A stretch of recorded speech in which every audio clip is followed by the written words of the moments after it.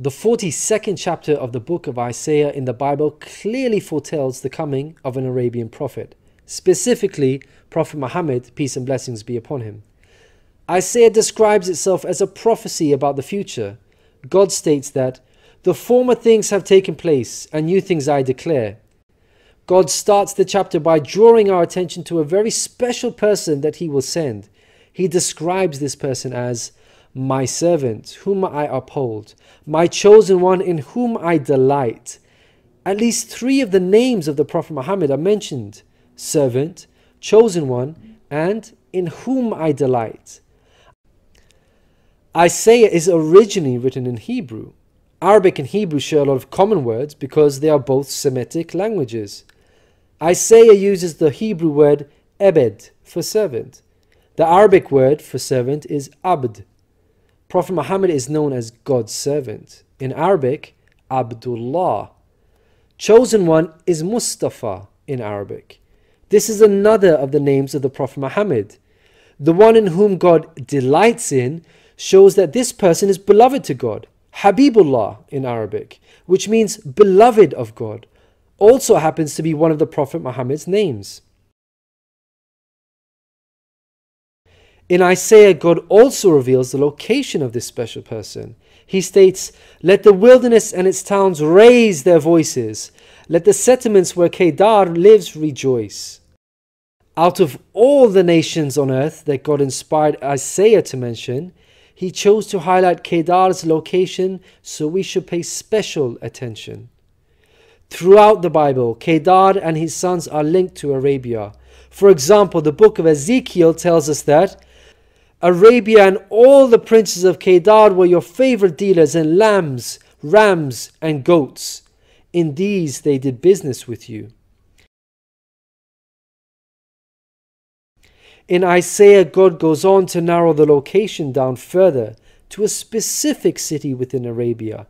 He states that the people of Selah should sing for joy. Let them shout from the mountaintops. The place Selah pinpoints the exact location in Arabia. The place being spoken of is the city of Madeena in Saudi Arabia, because Selah is the name of a famous mountain in Medina. Medina was the city of the Prophet Muhammad. An important point worth mentioning is that historically we know there was a presence of various Jewish tribes in Medina before the advent of the Prophet Muhammad. Both Jewish historians and Islamic history records this fact. The question then arises, why were there numerous Jewish tribes within Medina? The answer is that the learned Jews were aware of this prophecy in Isaiah and were anxiously awaiting the coming of a new prophet. Islamic history records the fact that whenever a dispute arose between the Jews and the Arabs in Medina, the Jews used to taunt their pagan Arab neighbors by saying, "When our prophet arrives, we shall obliterate you." The Quran also affirms this. God says, "Is it not a sign to them that the learned men of the children of Israel knew it as true?" In Isaiah, God informs us that the special person will bring something new. Mankind is told that we will sing to the Lord a new song, His praise from the ends of the earth. The statement "a new song" means a new law, a new way of worship. This is exactly what Islam represents. The emphasis on the new song here is singing the praise of God all over the earth. The Quran opens with the statement, "Praise be to God, Lord of the worlds," and is recited by Muslims all over the world during prayers every day. The new song cannot refer to Jesus because he did not bring about anything new. Rather, he confirmed the law of Moses that was already there. In the Gospel of Matthew, Jesus said, "Think not I am come to destroy the law or the prophets. I am not come to destroy, but fulfill." Jesus obeyed and followed the law of Moses throughout his life.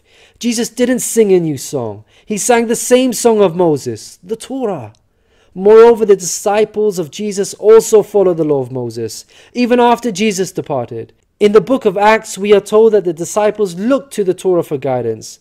For the law of Moses has been preached in every city from the earliest times. In Isaiah, God emphasizes the universal mission of the coming person by mentioning that he will be made a covenant for the people and a light for the Gentiles.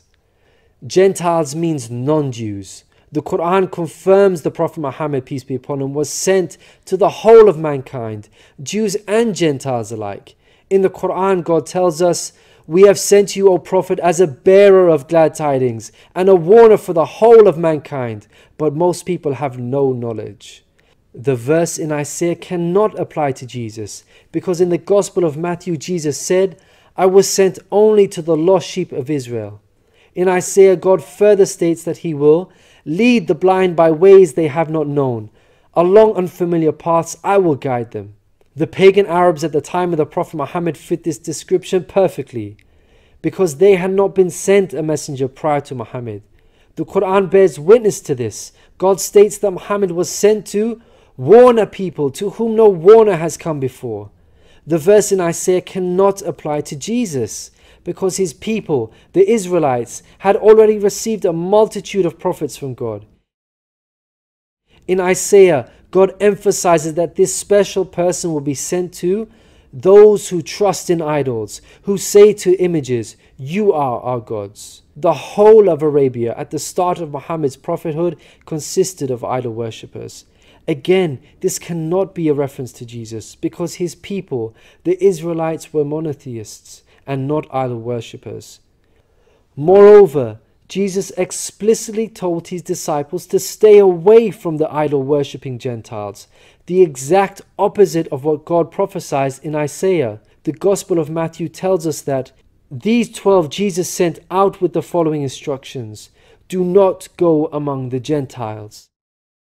In Isaiah, God states that this special person will be a warrior and will go forth as a mighty man. He shall stir up jealousy like a man of war. He shall cry, yea, roar. He shall prevail against his enemies. Throughout history, God has dealt sternly with those who are sent guidance and persist in disbelief. Prophet Muhammad, peace be upon him, had to engage in many battles with the idol-worshipping enemies of God and ultimately prevailed against them. By comparison, Jesus did not triumph over his enemies. According to Christians, he was crucified by them. Moreover, Jesus wasn't interested in fighting. He was not a man of war. He was a pacifist, according to the Bible. He said such things as, "For all who draw the sword will die by the sword," and "My kingdom is not of this world. If my kingdom were of this world, then would my servants fight." In Isaiah, God gives us a list of momentous achievements for this special person. Chief of these is that the idol worshippers will be turned back in utter shame. Not only did the Prophet Muhammad conquer Mecca, the pagan capital of Arabia, but by the end of his life, in just 23 short years of prophethood, Arabia had shunned idol worship and now worshipped the one true God of Abraham. This cannot apply to Jesus, as it was Christians themselves who were humiliated and greatly ashamed for hundreds of years after Jesus. They were persecuted at the hands of the Roman Empire, who were idol worshippers. They executed some of the apostles of Jesus, such as Peter and Paul. Christians were tortured and even fed to the lions. Finally, Isaiah closes with an admonishment from God. "Hear, you deaf. Look, you blind, and see. You have seen many things, but you pay no attention. Your ears are open, but you do not listen. Which of you will listen to this or pay close attention in time to come?"